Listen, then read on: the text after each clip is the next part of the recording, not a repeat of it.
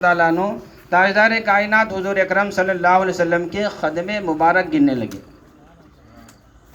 اللہ کے نبی مسجد نبوی سے اٹھے، حضرت عثمان غنی رضی اللہ تعالیٰ عنہ کے مکان کو جا رہے ہیں تو عثمان غنی خدم رسول صلی اللہ علیہ وسلم گننے لگے تو اللہ کے نبی نے پلٹ کر فرمایا، اے عثمان یہ کیا کرتے ہو؟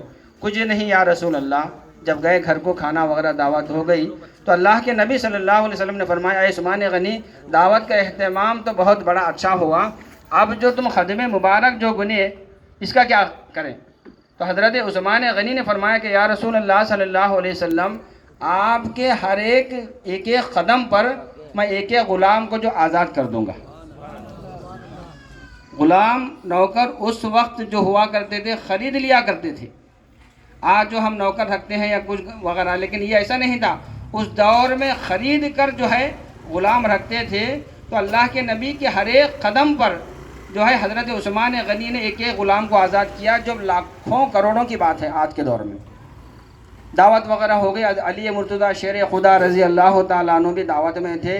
آپ مکان کو چلے گئے، گھر میں آرام سے بیٹھ کر حضرت بی بی فاطمہ سے کہنے لگی، اے فاطمہ کیا بتاؤں، میرے بھائی عثمان غنی کے وہاں اللہ کے رسول کی بہت بڑی دعوت ہو گئی، کاش اگر اللہ ہمیں بھی دولت دیتا، کاش ہمیں اللہ اگر مال و دولت دیتا تو ہم بھی اللہ کے رسول کی اسی طرح دعوت کیا کرتے۔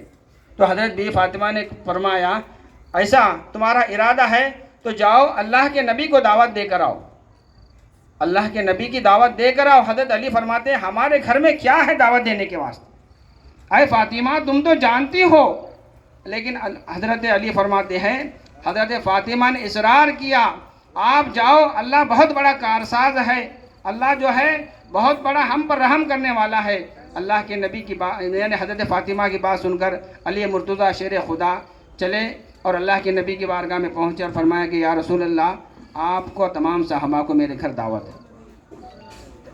اللہ کے نبی جانتے ہیں کہ میری بیٹی کے گھر بی بی فاطمہ کے کئی دن چولہا نہیں جلتا، تمام صحابہ کے ساتھ جو ہے دعوت کا اہتمام کیا گیا ہے، یہ اللہ کی ذات پر جو ہے بھروسے کی بات ہے۔ تو اللہ کے نبی نے فرمایا ٹھیک ہے ہم آتے ہیں۔ کل کا انتظام تھا، اللہ کے نبی صلی اللہ علیہ وسلم چلنے لگے، تمام صحابہ اٹھے، حضرت علی شیر خدا رضی اللہ تعالیٰ عنہ بھی خدم مبارک اللہ کے رسول کے گننے لگے۔ خدم مبارک اللہ کے نبی کے حضرت علی بھی گننے لگے۔ اللہ کے نبی نے پلٹ کر پوچھا کہ اے علی کیا کرتے ہو؟ کچھ نہیں یا رسول اللہ، آپ کے خدم مبارک گن رہا ہوں۔ مکان کو چلے گئے، گھر میں بیٹھے، کھانے کا ابھی تک کچھ انتظام نہیں ہے، لیکن اللہ کی ذات پر جو بھروسہ ہے۔ تو حضرت بی بی فاطمہ اللہ کے نبی کی تشریف لا چکے ہیں، تمام صحابہ بیٹھے ہیں۔ جب ہے نا فاطمہ سے علی مرتضیٰ نے کہا، اے فاطمہ کھانے کا انتظام کیا ہے؟ آپ نے فرمایا کچھ دیر ٹھہرو۔ بی بی فاطمہ اندر مکان میں چلی گئی، آپ نے وضو کیا، نماز پڑھی، اللہ کی بارگاہ میں آپ جو ہے التجا کرتے ہیں، اے باری تعالیٰ تیری فاطمہ کبھی جو ہے تیرے ساتھ میں ہاتھ نہیں پھیلایا، آج تیرے رسول جو ہے ہمارے گھر میں تشریف لے آئے ہیں، تو ہی کھانے کا انتظام کرتا ہے۔ تو اللہ تبارک و تعالیٰ بی بی فاطمہ کے اٹھے ہوئے ہاتھوں کو دیکھ کر حضرت جبرائیل سے فرماتا ہے، اے جبرائیل جاؤ جنت سے لے جا کر کھانا جو ہے بی بی فاطمہ کے گھر میں بچھا دو۔ یہ واقعہ بہت بڑا ہے، آپ حضرات سنیں یا نہیں معلوم ہے، یہ بڑے علماء اکرام سے آپ یہ بات پوچھ سکتے ہیں۔ بی بی فاطمہ کے اٹھے ہوئے ہاتھوں پر اللہ نے فرمایا جبرائیل جاؤ جنت کا کھانا لے جاؤ۔ دسترخوان بچھایا گیا، تمام صحابہ کرام کھانے بیٹھے۔ اللہ کے نبی صلی اللہ علیہ وسلم صحابہ سے پوچھتے ہیں کہ اے صحابہ تم جانتے ہو یہ کھانا کہاں کا ہے؟ صحابہ فرماتے ہیں کہ یا رسول اللہ ایسا کھانا تو ہم کبھی دیکھے ہی نہیں۔ تو اللہ کے نبی فرماتے ہیں اے صحابہ تمہاری خوش قسمتی یہ ہے کہ میری بی بی فاطمہ کی دعا سے اللہ تبارک و تعالیٰ یہ کھانا تمہیں جنت سے بھیجا ہے۔ جنت سے یہ کھانا بھیجا گیا ہے۔